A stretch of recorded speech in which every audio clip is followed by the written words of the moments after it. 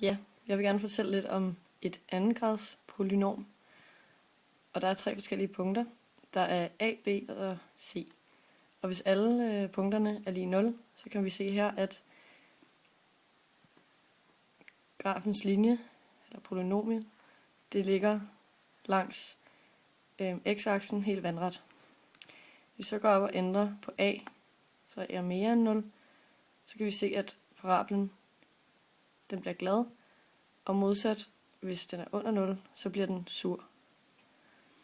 Hvis vi så derimod kigger på B, så kan vi se, at det er hældningen på parablen, altså ligger den i punktet 0,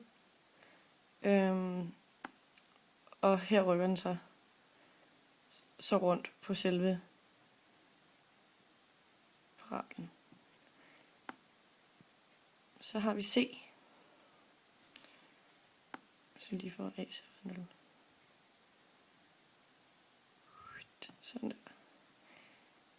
Så har vi C, og C det viser skæringspunktet på y-aksen, og det er så sådan de forskellige punkter repræsenterer, hvor på grafen det her polynomie ligger.